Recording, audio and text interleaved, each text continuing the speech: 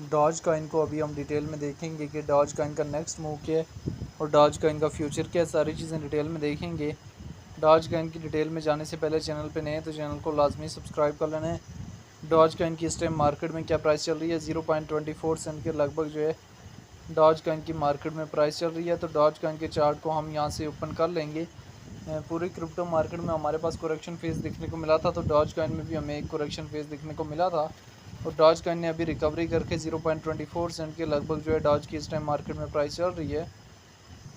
Doge coin पिछले bull run में हमारे पास कब से किस एरिया से पंप अप हो गए, किस एरिया में गया था, हमारे पास डॉज कॉइन इसी तरह यहाँ से 0.8 की डिप देता है, ठीक है, पिछले बुल रन में। और फिर हमारे पास 0.8 से मूव ऑन करके 0.48 तक जाता है, ठीक है।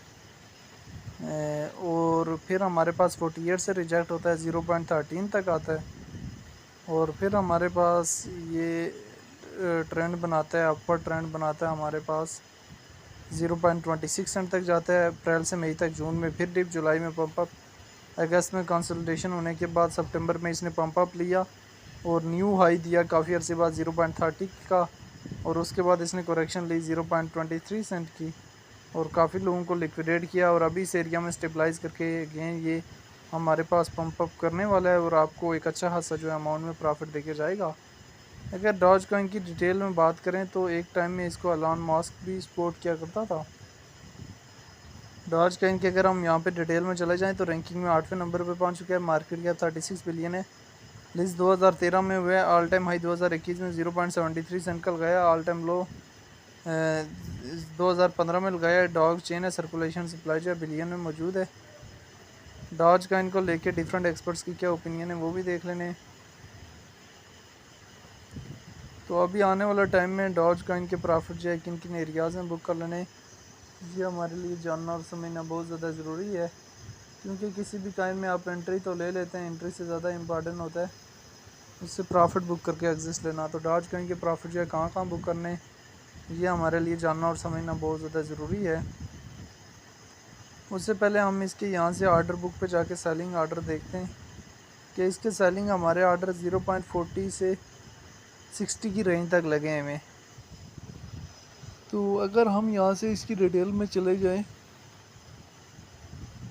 तो ये जो 0.26 का एरिया एक selling area short time frame के लिए, अगला 28 का और उससे अगला हमारे पास 30 का, अगर इसको क्रॉस आउट करता है तो 35, 40, 45 डिफरेंट पॉइंट पे टीपीज रखने होते हैं ताकि इन केस जो है मार्केट अगर किसी फेस से करेक्शन फेस भी ले लेती है तो आपको कोई टेंशन परेशानी ना हो। हमेशा चीज़ों को अंडरस्टैंड करते हुए जो है वो मार्केट में इन होना होता है और मार्केट से जो है वो प्रॉफिट बुक करके एग्जिस्ट लेना होता है। जब तक सारी चीज़ों को आप अंडरस्टैंड नहीं करेंगे तब तक जो है कोई फ़ायदा नहीं है।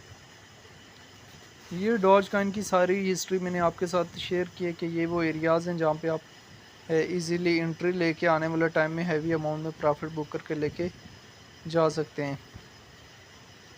बाकी डॉज कॉइन की हिस्ट्री जो मैंने आप लोगों के साथ शेयर कर ली है, तो आने वाले टाइम में हमें इसमें एक मोमेंटम भी देखने को मिल सकता है और उस मोमेंटम के लिए ज़रूरी है कि आप मार्केट को अंडरस्टैंड करें। अक्टूबर तक जो है हमारे पास जो है बुलिश मूवमेंट के चांसेस हैं।